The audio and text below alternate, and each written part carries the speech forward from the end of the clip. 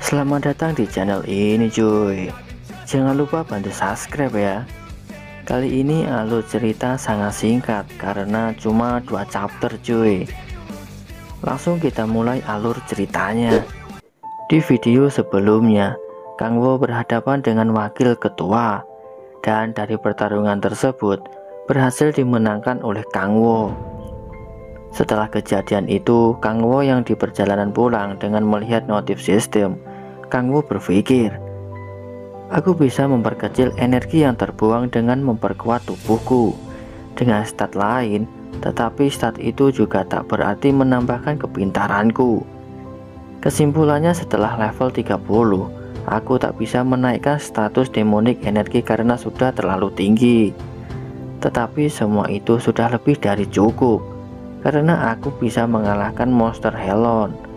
Kalau begini seharusnya tak ada masalah sampai awakening kelima. Keesokan harinya, Kang Wo dan yang lain sudah berkumpul. Taisho sudah mendapatkan teman partinya. Di hadapan Kang Wo, Taisho memperkenalkan bahwa si cowok bernama Kim Si-hun dan yang cewek bernama Choi Yun-bi. Setelah Kang Wo berkenalan dan berbincang-bincang, Taisho berkata, bagaimana menurutmu Yung Nim? Mereka berdua terlihat bisa diandalkan bukan? Dengan melihat perilaku tim barunya, Kang Wo berpikir, sejujurnya aku tak merasakan niat jahat dari mereka. Tak seperti anggota Andras yang kemarin. Sepertinya mereka memang orang yang baik. Kemudian setelah menyimpulkan, Kang Wo berkata, lumayan, komposisinya tidak buruk. Sepertinya sudah cukup.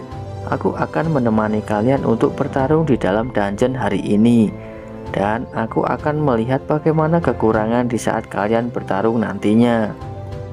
Taisho yang mendengar perkataan Kang Wo merasa sangat senang cuy. Dengan rasa semangatnya, mereka pun bersiap untuk memasuki dungeon bersama. Setelah mereka masuk, monster mulai berdatangan. Dengan tameng besarnya, Taisho berhasil menghentikan serangan monster. Bahkan dari pertahanan Taisho yang membuat monster terpental. Melihat ada peluang, Yun-bi langsung menyerang dengan petirnya. Walaupun bisa membunuh monster, Yun-bi langsung diserang dari belakang dengan jumlah yang sangat banyak. Tetapi Yun-bi langsung berlari ke arah Taisho untuk berlindung. Dengan bersiap, tameng mulai memancarkan cahaya yang menunggu monster menghampirinya. Seolah juga merapalkan mantra untuk membantu Taisho dari belakang. Bahkan dari sihirnya membuat otot Taisho berkembang besar. Kemudian setelah persiapan selesai, Taisho langsung mendorong monster dengan tamengnya. Bahkan dengan serangan tersebut bisa membuat monster terhempaskan. Merasa ada celah, sekarang giliran Si-hun untuk menyerang dengan pedangnya. Bahkan cuma melewati monsternya saja, semua langsung terbunuh sekaligus. Dan mereka pun berhasil mengalahkan semua monster yang berdatangan dengan tim barunya. Merasa senang, Taisho berkata, bagaimana pertarungan kita menurutmu Yung Nim? Bukankah semuanya punya skill yang hebat?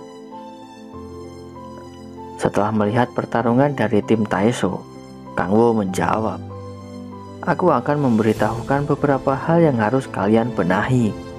Pertama, untuk Taisho, kau terlalu fokus untuk mengalahkan mereka dengan kekuatanmu sendiri. Karena kau menghabiskan staminamu sembarangan, kau menciptakan kelemahan sendiri sebagai tanker. Tapi apa yang akan kau lakukan kalau semisal bos monster yang muncul berikutnya? Seharusnya yang kau lakukan cuma menahan dan menghindar serangan musuh. Itu sudah lebih dari cukup. Dan untukmu Seolah, menarik perhatian musuh dengan Arrow of Light bukanlah keputusan yang tepat. Healer adalah prioritas serangan utama musuh, dan menyerang musuh sebagai healer hanya akan membuat tanker kerepotan. Sekarang untuk Yun-bi, Tadi kau menggunakan magic yang kuat dengan tujuan untuk menghabisi yang sudah tumbang. Kau harus menurunkan sedikit kekuatanmu, karena energi listrik bisa melumpuhkan musuh cuma dengan serangan lemah. Dan yang terakhir, untuk Sihun, kau adalah seorang warrior yang memberikan bantuan pada yang lain, dan kau menjalankan tugasmu dengan bagus saat ini. Mereka yang mendengar penjelasan dari Kang Wo sangat senang. Kemudian Kang Wo mengajak mereka untuk memulai perjalanannya kembali, untuk mengoreksi kesalahan yang sudah disebutkan Kang Wo yang tadi cuy. Setelah perjalanan di hutan, Taiso langsung beraksi. Dengan tameng besarnya langsung menyerang monster. Bahkan Seolah dan Yunbi juga langsung menyerang dengan sihirnya. Tak mau kalah, Sihun juga mempraktekkan yang dikatakan Kang Wo yang tadi. Bahkan dari serangan itu bisa membuat monster langsung terpotong. Kang Wo yang melihat pertarungannya berpikir, wow, semuanya lumayan bagus. Kalau begini terus, mereka mungkin bisa melaju ke dungeon rank C dalam sebulan. Setelah semua monster terkalahkan, Taiso berkata, bagaimana kali ini Yungnim? Aku merasa skillku meningkat berkat bantuanmu Yungnim. Ketika mereka sedang asik-asik mengobrol, Kang Wo dikejutkan dengan kehadiran aura yang kuat. Ternyata monster iblis yang berlari untuk menyerang ke arah Taiso. Dengan tarik yang tajam, monster mencoba menerkam Taiso. Tetapi dengan kecepatannya, Sihun langsung menyerang dengan pedang miliknya. Tetapi serangan tersebut bahkan tidak berdampak sedikit pun. Kemudian dengan mengeluarkan aura, Sihun langsung mengempaskan pedangnya yang mengenai monster. Tetapi masih sama saja tidak berdampak terhadap monster cuy. Ketika serangan baru diluncurkan, monster dengan cepatnya langsung menyerang Sihun yang membuatnya terpental. Bahkan dari serangan tersebut, kemudian monster dengan sigap ingin membunuhnya. Tetapi Kang Wo yang melihat partinya dalam bahaya langsung menggunakan skill iblisnya dan langsung memukul kepala monster dengan satu serangan saja. Bahkan dengan satu pukulan bisa membuat monster terbunuh cuy. Dan notif pun muncul untuk peningkatan level. Kemudian setelah pertarungan selesai, Taiso dan yang lain menghampiri Sihun karena khawatir. Setelah membangunkannya Seolah langsung menyembuhkan luka-lukanya cuy.